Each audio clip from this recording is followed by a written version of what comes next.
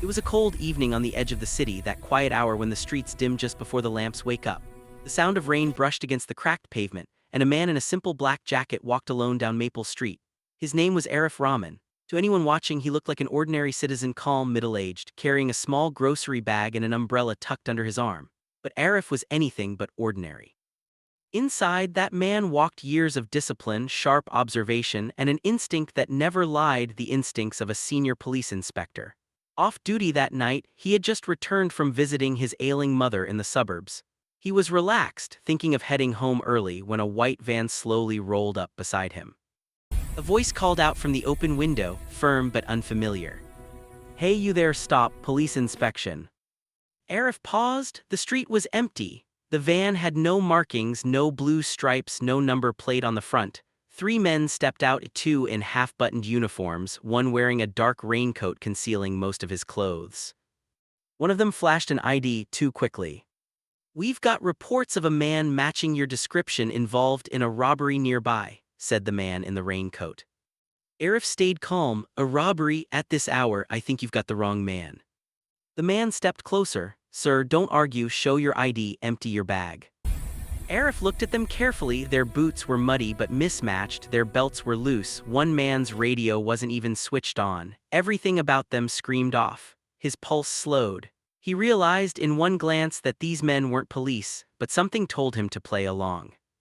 He slowly reached for his wallet, pretending to comply. "Sure, officer," he said softly. "Can I at least know which station you're from?" The man in the raincoat smirked. "Central Division, you'll know soon enough." But Central Division didn't exist, at least not in that district. Arif didn't react. He simply nodded and handed over his ID, his real ID, except he covered the badge number with his thumb. He wanted to see how far they'd go. The man snatched it, glanced at it under the dim streetlight and scoffed. "This is fake," he said. "You're coming with us." Before Arif could respond, the two others grabbed him by the arms and pushed him toward the van. He didn't resist. He wanted to understand their game. Inside the van, the smell of diesel mixed with sweat. There were no police radios, no computers, just ropes, a broken flashlight, and a half-eaten sandwich on the dashboard. They drove fast, turning off the main road. Rain started to fall heavier, drumming on the metal roof. The man in the raincoat looked at Arif through the rearview mirror and said, "You picked the wrong night to play hero, old man." Arif met his gaze without flinching. "You're not cops," he said quietly. The man grinned. "Then what are we?" Desperate, Arif replied. For a brief moment the van went silent except for the wipers slicing the rain. Then the man laughed, a dark, forced sound. "You've got guts. Maybe we should teach you some respect before handing you over." They pulled into an abandoned construction site, half-built pillars, puddles of muddy water, and rusted metal rods jutting out like bones. The headlights cut across the rain as they dragged Arif out of the van. One of them kicked the mud and spat. "Where's the money, old man? We know you've got it." Arif frowned. "Money? Don't play dumb," the man snapped. "You were seen leaving the jewelry shop 2 hours ago." It was absurd. Arif had been nowhere near any shop. They had the wrong man, or maybe this was more planned than it seemed. He stayed silent. Silence made people nervous, and nervous people talked. Sure enough, one of the fake cops muttered, "Boss, maybe he's not the guy." But the man in the raincoat glared at him. "He's the one. We have to bring him in or the buyer will lose faith." Buyer? Arif's mind sharpened. So it wasn't a random robbery. They were working for someone who had paid them to grab a man that fit his description. He needed time and an opening. Then, just as he thought of his next move, thunder cracked across the sky. A distant car horn echoed from the main road. The men turned for a split second, distracted by the sound. That was enough. Arif twisted his wrist, broke free from the man's grip, and swung his elbow hard into the other's chest. The man staggered back, coughing. The leader shouted, "Hold him." But Arif was already moving, fast, steady, like a man trained for years in close combat. Within seconds, two of them were on the ground, groaning. He turned toward the raincoat man, the leader, who now pulled out a gun. "Enough." The metallic click echoed in the empty sight. Arif froze, hands half raised. He saw the trembling in the man's fingers, not the steady aim of a real officer. Put the gun down, Arif said calmly. The man smiled. You think I won't shoot? Arif's voice was steady. You won't, because the second you do, you'll lose the only man who can tell you who you've really kidnapped. The man hesitated. What are you talking about? Arif took one slow step forward. You were sent for someone who was supposed to be easy to scare, but instead you found me. The man's eyes narrowed. Who are you? Arif reached into his jacket pocket slowly, deliberately, and pulled out a metal badge gleaming even under the dim light. The real one this time, the crest of the Dhaka Metropolitan Police. His voice was low, cutting through the rain. Senior Inspector Arif Rahman, and you three just made the biggest mistake of your lives. The fake cop's face drained of color, his gun hand wavered. No, that's not possible. It's very possible, Arif said, stepping closer. Now drop it. The gun clattered to the ground. The others began to panic, trying to run, but it was too late. Sirens wailed in the distance. Blue and red lights sliced through the dark as real police cars surrounded the site.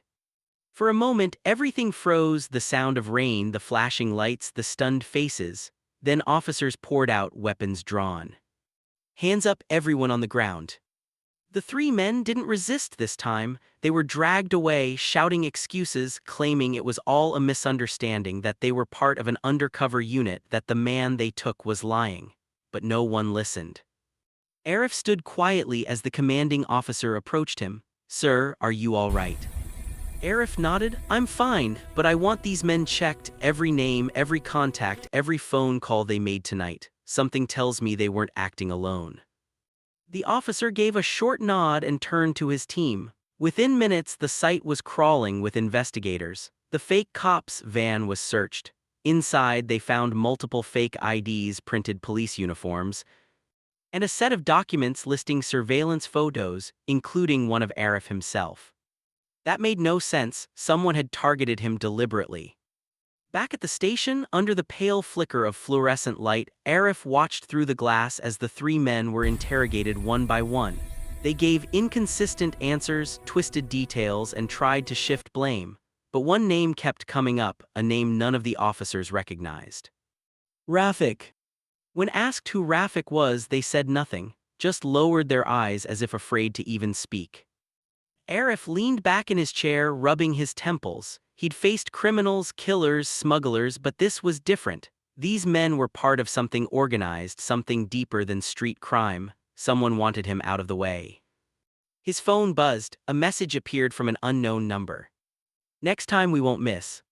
Arif stared at the words, his reflection shining in the screen.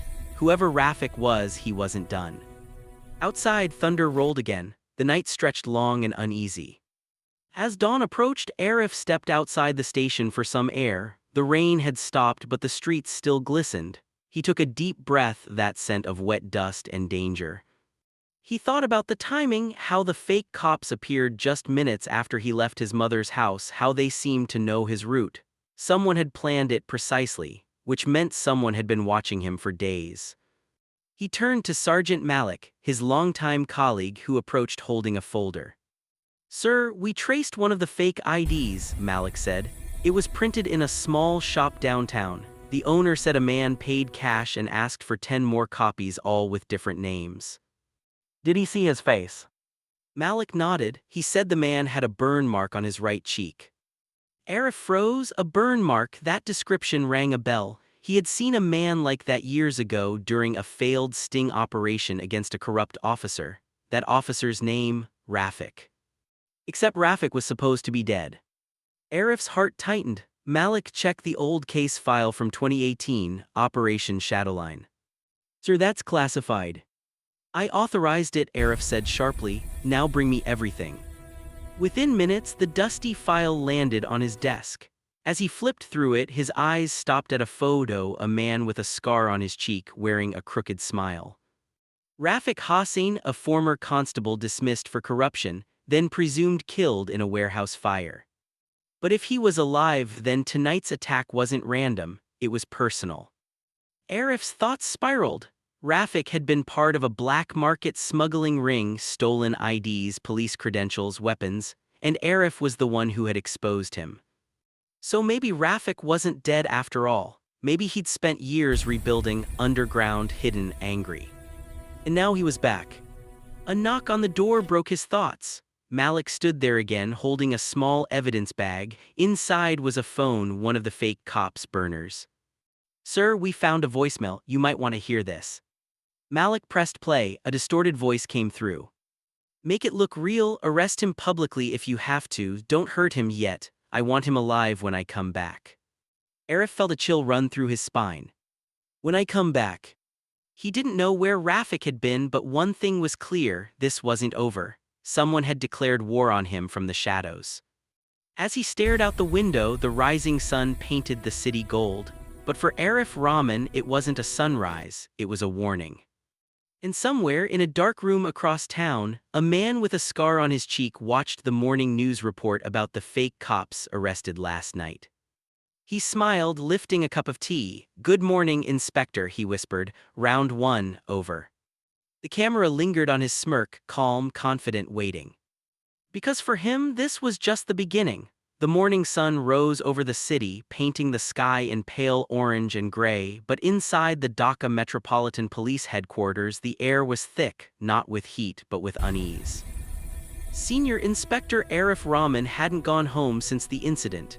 He'd spent the entire night replaying every detail: the van, the fake cops, the name Rafik, the voice on that burner phone saying, "I want him alive when I come back." That voice haunted him. He sat in the briefing room now, surrounded by a small team: Sergeant Malik, Forensic Officer Tania, and Cyber Analyst Rafi. On the board behind him were photos of the 3 arrested men, the fake police IDs, and a blurry CCTV frame of the van turning off the main road. Tania pointed to the screen. "We managed to trace the van's route before it lost signal. It was last seen entering the Northern Industrial Zone warehouse district. But here's the strange part: that area was sealed off 5 years ago after the big warehouse fire." Arif's eyes sharpened. The same fire Rafik supposedly died in. Everyone went quiet. Malik leaned forward. "Sir, are you saying Rafik's alive?" Arif didn't answer immediately. He looked at the old photograph of Rafik, the scarred face, the defiant smirk. "I'm saying the fire didn't kill him, it gave him cover. He disappeared, rebuilt, and now he's back with new allies, new faces, and old grudges." Rafi adjusted his glasses. "If he's alive, sir, he's careful. The phone we recovered used encrypted apps that wiped automatically. Whoever's funding him knows how to hide digital footprints." Arif nodded slowly. "Then we stop looking for his footprints, we find his shadow." They exchanged confused looks. "Rafik always had a pattern," Arif continued. "He never operated directly. He used proxies, desperate men pretending to be police, using fear and uniform as weapons. He studies people before he strikes, which means—" Malik finished the thought. "He's been watching you for weeks." Arif's jaw tightened. "Exactly. I want full surveillance on my mother's house, my apartment, even this station. He'll try again, not through me, but through someone I care about." Tania hesitated. "Sir, should we involve the higher-ups if he's planning something bigger?" Arif cut her off gently. "Not yet, until I have proof. It's just shadows and guesses. I don't want panic in the department. For now, this stays between us." The team nodded. Outside, the city buzzed like normal: buses honking, vendors shouting, but beneath that noise, something unseen was moving. Meanwhile, in an old warehouse north of the city, Rafik sat in front of a table cluttered with blueprints, radios, and unmarked folders. His cheek still bore the burn scar, but his eyes, cold, calculating, hadn't aged a day. One of his men entered nervously. "Boss, the fake cops are gone. Police took them in, they'll talk." Rafik didn't look up. "They won't, I made sure of that." The man frowned. "But they think they were working for a smuggling job. They don't even know my real name. And by the time police connect the dots, I'll already be 2 steps ahead." He lit a cigarette, exhaling smoke that curled like a grin. "Arif Rahman," he murmured, "you thought you buried me, but you buried the wrong man." He picked up a file marked Target. Rahman. Inside were photos of Arif, his mother's small house in the suburbs, the station layout, even his team members. Every detail was documented. Rafik whispered, "Let's see how good you are when the fight's personal." Back at the station, hours later, Malik rushed into Arif's office, face pale. "Sir, urgent, a fire just broke out at your mother's house." Arif froze, the world seemed to blur. "What?" "They said someone threw a Molotov through the window. Neighbors saw a man with a burn mark on his cheek near the gate before the fire started." Arif didn't wait another second. He grabbed his keys and ran. By the time he reached the house, flames had devoured half the living room. Firefighters battled the blaze while neighbors stood outside, whispering. Arif pushed through the crowd. "Where is she? Where's my mother?" A medic turned to him, soot on his face. "She's safe, sir. Minor burns on her hand, but she's alive. We got her out just in time."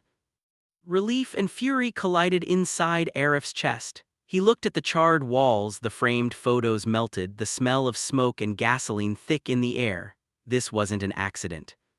He stood there silently as the medics loaded his mother into the ambulance. She grabbed his hand weakly. "Arif, he said he knows you. He said you'd understand." Arif's eyes widened. "Who, ma?" But she had already passed out from the sedative. That night, back in his car, Arif replayed those words over and over. "He said you'd understand." Rafik was sending a message. The next morning, Arif returned to the station early, exhausted but determined. On his desk was an envelope with no sender. Inside, a single photo of his mother in the hospital and a note. "You took my future, now I'll take yours. Meet me where it all began, the old warehouse, 11 p.m. Malik stepped into the room just as Arif crushed the note in his fist. "Sir, what's that?" Arif took a long breath. "Nothing you need to worry about." "Sir, please don't go alone." Arif's gaze was steel. "This started because of me, it ends because of me." By 10:45 p.m., Arif was there at the same burned-out warehouse where Rafik had supposedly died years ago. The air was cold, carrying the faint smell of ash and oil. Shadows stretched long under the broken lights. A slow clap echoed from inside. "Well, well," Rafik's voice called out, "the hero arrives right on time." Arif walked in, gun holstered, eyes locked on him. Rafik stood by the same pillar that had once collapsed in the fire, his face half-lit, half-scarred. "You survived," Arif said. Rafik smirked, "Barely, thanks to the explosion you caused." "You were stealing police weapons, I had no choice." "You had every choice," Rafik snapped. "You could have warned me, I trusted you, Arif, we were partners once." Arif's voice softened. "You sold police intel to criminals, you betrayed your badge, you betrayed us." Rafik laughed bitterly. "And what did you get for staying loyal, huh? A desk, a title, and a department that forgets you the moment you retire." He stepped closer. "I built something new, something real, a network that answers to no one, and you're still following orders like a puppet." Arif shook his head slowly. "You think chaos is freedom, you're still the same, broken, hiding behind excuses." Rafik's smile faded. "Maybe, but at least I'm alive." He raised his hand and suddenly lights flooded the warehouse. Men stepped out from every corner, armed, silent. They weren't fake cops this time, they were real criminals, men Rafik had gathered for years. Arif's hand moved toward his gun, but Rafik held up a finger. You fire one bullet, she dies." A screen flickered on the wall, showing Arif's mother in the hospital room, a nurse holding a syringe suspiciously close. Arif's face went cold. "What have you done?" Rafik shrugged. "Nothing yet, but you'll decide what happens next. You see, Arif, I don't want to kill you, not yet. I want you to feel what I felt, powerless, watching everything you love burn because of someone else's order." He tossed a file toward Arif's feet. "There's a list in there of undercover officers, the real ones. Give it to me and your mother lives." Arif didn't move, his jaw clenched. "You're not getting anything." Rafik's eyes darkened. "Think carefully." "I already did," Arif said quietly. "You taught me one thing, never negotiate with snakes." And in a blink he drew his gun and fired at the light switch, plunging the entire warehouse into darkness. Chaos erupted, gunfire flashed, ricocheting off the walls. Arif ducked behind a metal beam, returning fire with precision. Men shouted, stumbled, fell. Through the haze of smoke and muzzle flashes, Rafik disappeared into the back corridors. Arif followed, careful, silent. The warehouse echoed with dripping water and the distant groans of injured men. At last he found him standing near a broken window, bleeding slightly but still smirking.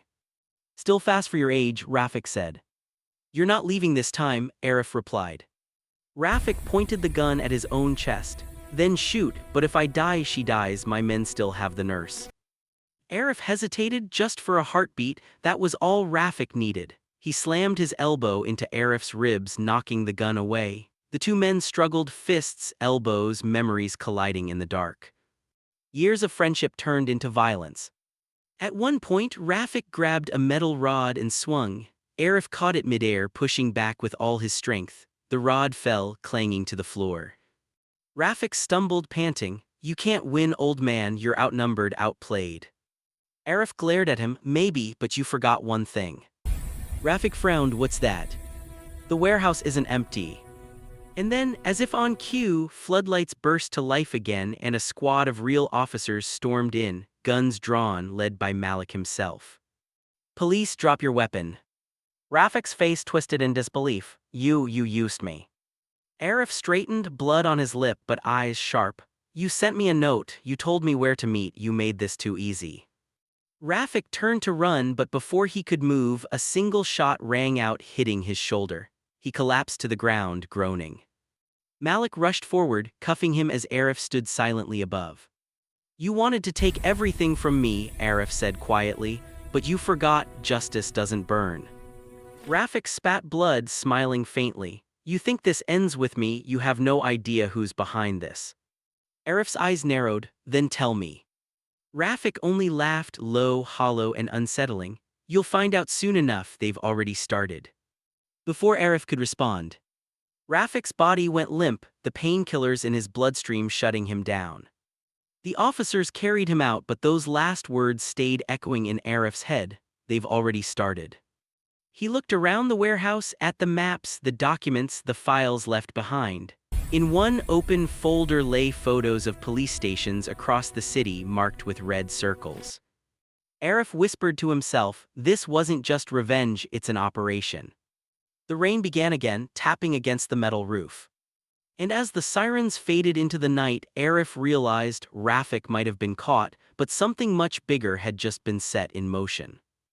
The storm had passed, but the city didn't sleep. Sirens echoed faintly through the dawn as the police convoy made its way back to headquarters, carrying the wounded and the captured. Inside one of the vans, Rafik sat handcuffed, his shoulder wrapped in blood-stained gauze. His head leaned back, eyes half open, but a small, cold smile never left his face. Arif watched from another vehicle. He should have felt victory. The man who'd tried to destroy his life was finally caught. But that smile, it wasn't the smile of a man defeated. It was a promise, a warning. Back at the station, Rafik was placed under high-security interrogation. 2 guards posted at the door, cameras rolling, no contact allowed. Arif entered the room quietly. Rafik sat across the table, chained, his scar catching the light. Arif broke the silence. "You said something before you passed out, they've already started. What did you mean?" Rafik chuckled, a dry, tired sound. "You really don't know, do you?" "Talk," Arif said, leaning forward. Rafik's gaze was steady. "You think I was the head of all this? No, Inspector, I was just a ghost cleaning up someone else's mess. They came to me years ago, after you burned my name, after I had nothing left. They offered protection, money, and a purpose." "Who?" Rafik smiled faintly. "A name won't help you, but I'll give you a clue. Look closer to your own station." Arif frowned. "You're saying someone inside is working with you?" Rafik's eyes glinted. "Not with me, above me. There's a reason your team didn't find my men until it was too late. There's a reason your mother's address leaked. You've been bleeding information from the inside, Arif."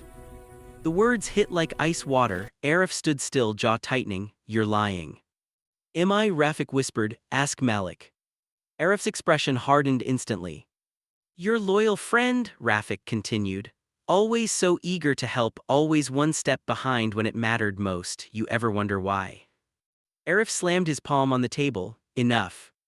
Rafik leaned back, laughing softly. "Oh, it's never enough, not until you realize how deep it goes." Arif stormed out, his chest heavy with confusion. Malik, his partner for over 10 years, the man who had saved his life twice? No, it couldn't be. He walked down the corridor, past the buzzing lights, past the silent officers, and into his office. On his desk, a fresh report waited in analysis from the cyber team.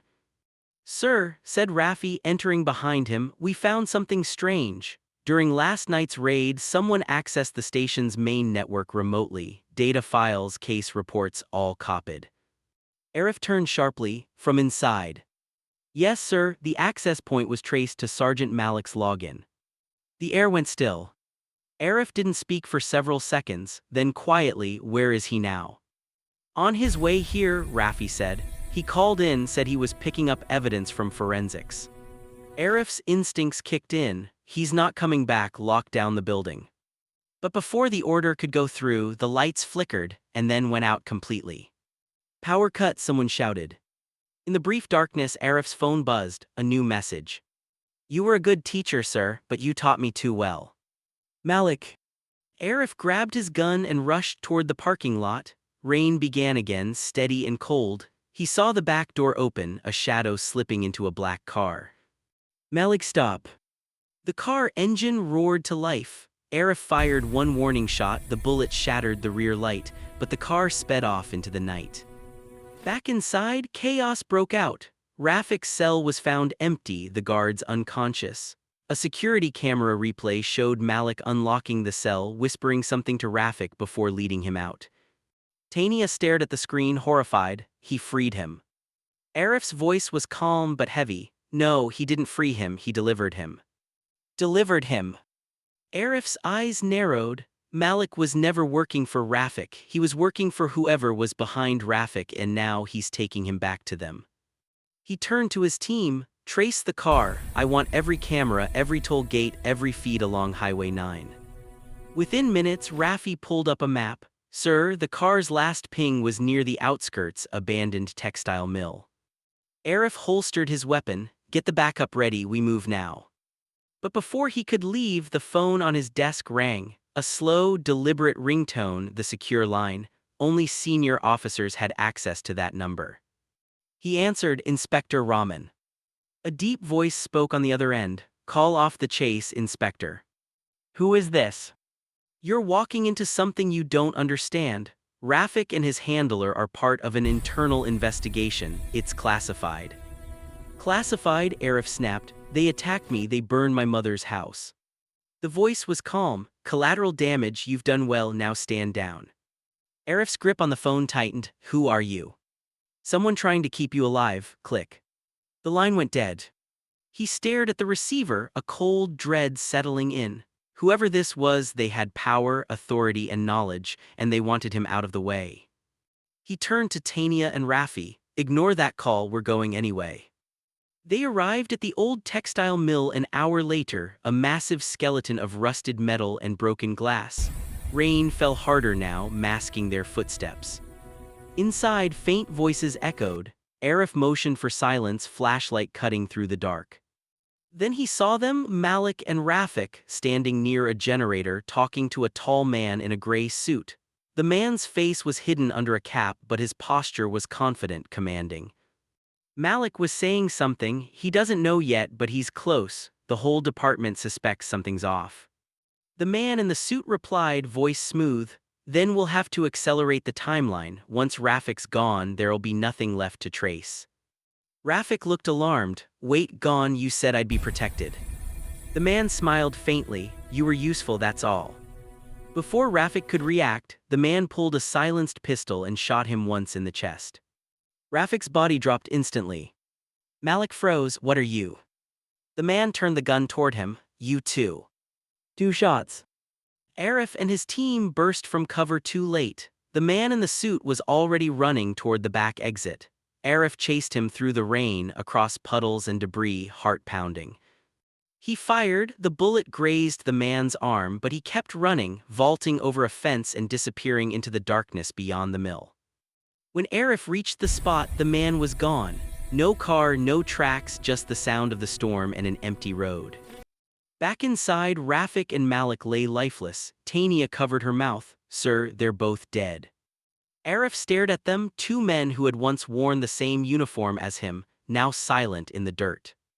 He crouched beside Malik, eyes cold but sad. You could have told me. Whatever they offered you, it wasn't worth this. On Malik's wrist, Arif noticed something, a small flash drive tied with a string. He took it carefully. Back at the station, hours later, Arif plugged the drive into a secure terminal. The screen lit up with encrypted folders. Rafi helped decrypt them. When the files opened, the room went silent. Inside were documents detailing a secret network, forged police identities, fake operations, and funding from unknown private contractors. The project name read, Phantom Unit. Arif scrolled through, his pulse rising. It wasn't just Rafik or Malik, it was a whole system. Rogue officers across multiple cities selling their authority to the highest bidder, working for someone hidden behind corporate walls and government seals. He whispered, this isn't corruption, it's control. At the bottom of one file, a name appeared under Director of Operations. Colonel Tamid Rahman. Arif froze, that name his brother. The screen's glow reflected in his stunned eyes. The truth hit him like lightning, the voice on the phone, the classified warning, the power to stop investigations, it was all him. Tania looked at him, whispering, Sir, what do we do now? Arif closed his eyes, voice trembling but firm. We do what's right, even if it destroys everything. Outside, dawn was breaking again. Somewhere far away in a high-rise office, Colonel Tamid watched a news report about the warehouse shootout and the death of a disgraced officer named Rafik.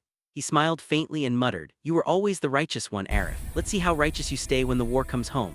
The rain was heavier that night, drumming on the hood of every police vehicle as blue and red lights painted the soaked streets. The city seemed to hold its breath because everyone now knew. The fake cops who had dared to arrest a man had arrested their own inspector. Inside the station, silence ruled. Every officer stood like statues as Inspector Arav walked down the hallway. His face was calm, but his eyes were fire. The men who had kidnapped and humiliated him were handcuffed in a corner, faces swollen, pride shattered. The truth had finally exploded out like a storm. They weren't random impersonators. They were ex-cops dismissed years ago for corruption. They'd formed a hidden network that used old badges, fake warrants, and stolen uniforms to extort citizens. This wasn't just about power, it was revenge. They had targeted Arav because he was the one who exposed their racket years ago, and when he refused bribes, they swore vengeance. Now, standing before them, he didn't need to shout. His silence did the talking. Ravi, the one who led the fake arrest, tried to speak. Sir, I didn't mean to. Arav cut him off. Don't call me sir, you gave up that right the day you sold your badge. Ravi looked down, trembling. We just wanted you to know how it feels when power gets taken away. Arav's jaw tightened. Power was never mine, it was my duty. That's the difference you'll never understand. The commissioner entered, his face pale but respectful. Inspector Arav, you've been through enough, we'll take it from here. But Arav wasn't done. No, sir, this doesn't end with them. I want every name tied to this network, every badge that's been misused, every uniform they've bought from inside. The commissioner nodded slowly, then lead the charge. And just like that, the hunter became the leader of the biggest internal cleanup the department had seen in years.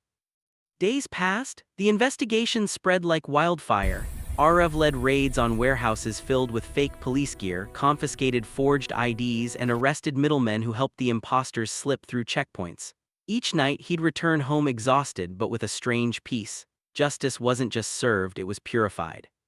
Yet something still burned inside him.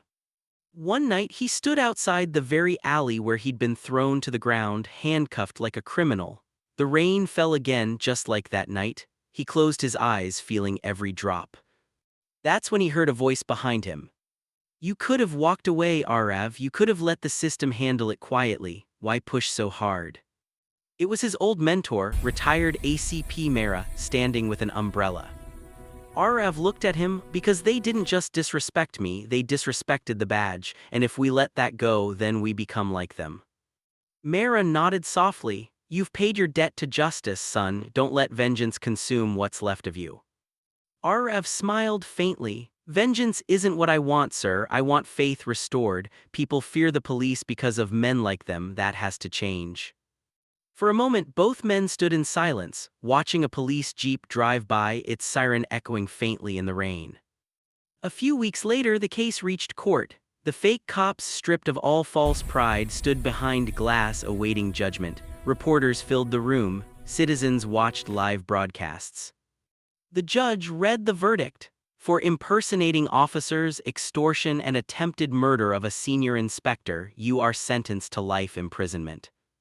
Gasps filled the courtroom. The fake cops lowered their heads, but Ravi looked straight at Arev. "You think you won," he shouted, his voice cracking. "You can't clean a system built on dirt." Arev stepped closer, eyes steady. "Maybe not, but I can make sure it's not buried in silence."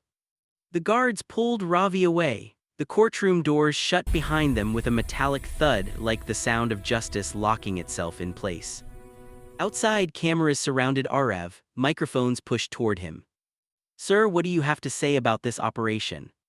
Do you think the police can ever regain the people's trust?" Arev paused, then he said quietly, "The uniform doesn't make you powerful, it reminds you that you serve. The moment you forget that, you stop being a cop." The clip went viral across the nation. People shared it not because it was dramatic, but because it was real. Weeks later, Arev received a letter. It was from a young recruit. "Sir, after hearing your story, I joined the academy. I want to wear the badge with pride, not fear." Arev folded the letter, a faint smile on his face. Maybe that was enough. Maybe one good example could fix what years of corruption couldn't. That night, as he sat alone at his desk, he glanced at the mirror across the room. For a second, he saw himself bruised, handcuffed, dragged through the streets. Then the image changed, his reflection now in uniform again, standing tall. Justice hadn't been easy, but it had been worth it. He whispered to himself, "Sometimes the system forgets who protects it, but all it takes is one reminder, even if that reminder bleeds." The city lights flickered outside his window. The rain had finally stopped, and somewhere in the distance, a siren wailed, not in fear this time, but in order. Because the badge, once misused, now meant something again. And Inspector Arev, the man who had once been arrested by fake cops, had become the symbol of what real law should look like: calm, relentless, and unbreakable.